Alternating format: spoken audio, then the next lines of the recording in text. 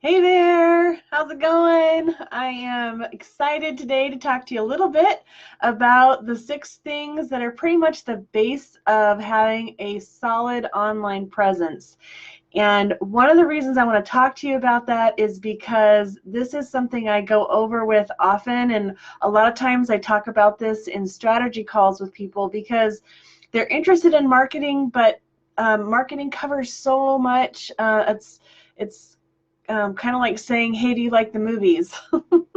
Well, what kind of movies? Is there a genre? Is there a time of day? Is there a certain theater? There's just so many aspects of that, whole subject. So same thing kind of goes in marketing. There's a lot of different ways to do marketing. I've done a lot of on ground. I used to do mailings to thousands and thousands of people. I actually still have a strong belief that mailings, if they're done strategically, are really effective. There's a lot of feet on the ground marketing that you just can't beat with online. Nothing's going to replace that personal face-to-face connection that you have with someone. But when you're looking at online business presence, there really are some very basic factors that you could have in place, that you need to have in place. And some of them are completely free, and I am always a little bit surprised that people don't know about them, and probably because I'm in such a digital world with my work community, and I've just been in the internet industry since the mid 90s, and it's just such a part of my language that it doesn't even occur to me that people don't think of some of these things. So no fault of your own, other than, you just probably didn't even know that these were here. And if you did know these are here, hopefully you're taking advantage of them. And if you did know they're here and you're not taking advantage of them, let me know what's going on, what's kind of holding you back, or if you don't even know what's holding you back. Get on a call with me. This is not an obligation thing. I genuinely love to help people. I am excited about marketing, and I think part of why I love the marketing is because I believe that we are each created with something that we have to share, and that we can help build one another up. And by doing that, sometimes it takes marketing for people to even know that you're out there offering this great service or this knowledge or product to people. And so you have to be out there where they are. You can't just expect them to come find you, because they don't even know maybe that service even exists. So anyway, kind of my little passion about marketing and making sure that your word is getting out there, just because it's important. You're in business for a reason, and hopefully that's to help people or other businesses, and you want to serve them at the highest level that you can possible. And in doing that, you have to be where they are so that they can find you. So let me go through the 6 things that really help convert people into customers. And I'm going to use my notes just so that I stay on track. Otherwise, sometimes I rabbit trail, and we don't want that. So the first thing is listings. And I want to be sure, can consumers even find your business when they're on a listing? And what do I mean by listings? So Yelp is a really popular one. I know a lot of people, it has a controversy around Yelp. They can really ruin a business by a bad review. So, but the idea isn't so much that you love or hate Yelp, it's that you're on Yelp and that you've claimed your business page on Yelp, that you have control over that, so that if anything good or bad happens, that you actually already have a presence there where people can find you. It is caught up in search engines pretty quickly, that Yelp directory, so you want to be on it, even if you don't like Yelp. The other thing is, a huge one is Google My Business, and that's actually the #1 place I would go, and it's also one of the first things I tell people if they're not doing something online. Go there first, get their listing, claim their business or list their business, and be sure that you have all of your contact information filled out, your hours if possible, where else they can find you online. It's great because you can upload pictures, and I've also done this for myself. I've helped other businesses do this, where you create a picture, and maybe it's a business who doesn't even have a website. That's okay. Not every business necessarily needs a website. Now, that's kind of weird to hear from an online, marketer, but there are specific cases where that might not be a need, but you still need to be present. You still need to have your business searchable and findable online. And so with Google My Business, one of the great things is you can create images that list some of your services, or you can even do a small video that will show up.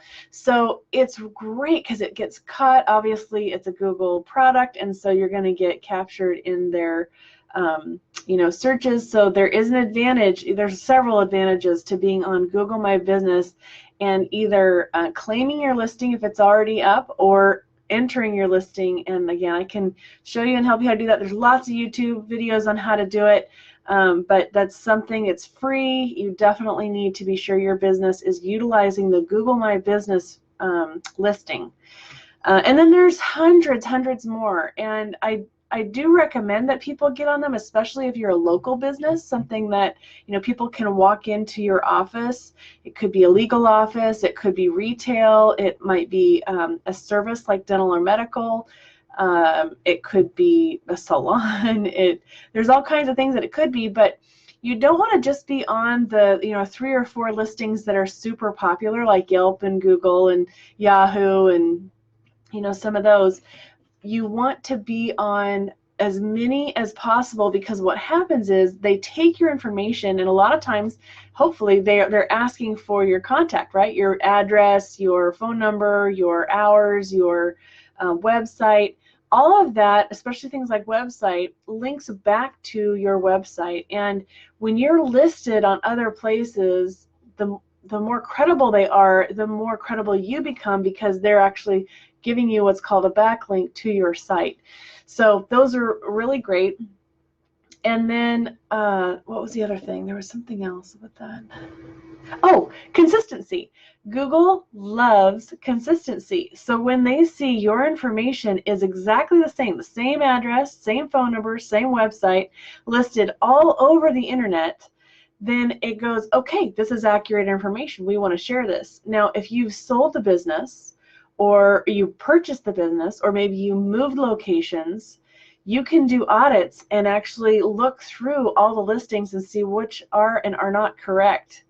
And I will tell you, I have done this with businesses who really worked hard at having their admin and people update their directories individually, one by one.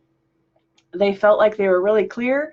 They had purchased the business 5 years ago, and we ran an audit and we found so many errors, or even they were just slightly off, or the old person's not old person, but the past owner's name and their contact information. And when Google sees conflicting information, they don't want to run it at the top of the search, because that isn't something that they know is consistent and going to be reliable, and they want to be providing something that they know is going to be reliable to their people. So listings is number 1. Whew, that was a lot of information just for number 1, right? We got 5 more to go. The next one, number 2, let's see, where's my video? 2 is reviews. That, again, these are free. You definitely want to be sure you're not paying for them. You want to get some genuine reviews, but do customers trust your business? And people will trust you a lot more when they're hearing from reviews and hearing from other people. And it's actually been shown that people trust reviews, online reviews from people, as much as they trust a friend or family referring them to that business. So reviews are really important. Even if you only have a few to start with, you already know people who are happy with your work or who are happy with you. Even if you're just starting out, I would ask them, hey, can you do a review for me? Or can we swap reviews? And make sure that they're, if possible, they're getting something out of it by if you want to swap reviews, but also just by being appreciated. Be sure and say thank you when they give a review, because that really is a meaningful piece to your business, is having people respond. And then you can also set up review systems where after somebody has had service with you or experienced your product, they can respond to a review, and you can, post that. If you can get video reviews, that's even better, because video is one of the reasons I use it is because people can see and they believe how trustworthy you are when they can actually see you. And from a psychology standpoint, that makes a ton of sense, because the majority of communication is what? Body language. It's not necessarily the words, it's what we're saying and how we're saying it. And so when you can get people to do a review or do a video review, that can be even more powerful. And there are ways to list that online free, and you can also do it through these listing areas. So definitely be sure and collect reviews or ask for reviews when people give you a compliment on your services. Okay, so that was number 2. Number 1 was listings. Make sure that you're listed. Number 2 was reviews. Number 3, is social. Number 3 is social. So social platforms. Do consumers like your business? So social platforms kind of, I noticed that they kind of go one way or another. Either people really enjoy being in a social platform and they post a lot and they get a lot of information out there, and then there's the others who maybe they try it a little bit and then they just kind of, well, this isn't exciting, I'm not interested in this anymore, or they it just kind of loses its flavor, and so they just stop posting. And so what's important isn't so much what platforms you are, but that whatever platforms you are, number 1, you're making aware to your audience, your market, that you're on that platform, and number 2, that you stay with consistent messaging and consistent quality. So if you're only going to post once a week, you make it an awesome post, you provide a ton of value for your market, and you are consistent. Every week you're going to post on that same day, same time. They know that that's coming, kind of like a newsletter. You're just like, there it is. And then if you're not wanting to stay up with your social, you want to be sure, and you're either hiring that out or you're utilizing other people's gifting to do that. But be sure that you understand that people are missing out on what it is that you have to share. Maybe it's something, maybe you lay concrete and you have a particular tool that helps them go about that. Explain that tool, help them see how it can be used. And for the people who are using it, how else can they either use that tool or share that information with other people around them so it is useful. So whatever it is, you just want to know that you're losing the potential of your customers hearing information from you and building a longer-term relationship with you if you're not on social consistently. And I will tell you, this is actually a challenge for me. The social piece is the biggest challenge for me, because I forget. My biggest issue is that I forget that people don't already know the information that I have. I feel like everybody already knows about online marketing. Everybody already knows about pixels and listings and SEO and all that stuff, and they don't need to hear from me. And I've been reminded often that not only do the people in my circle need to hear from me, but sometimes they might hear it from somebody else, but sometimes your voice or the way that you say it is going to be unique or something that connects with them in a different way.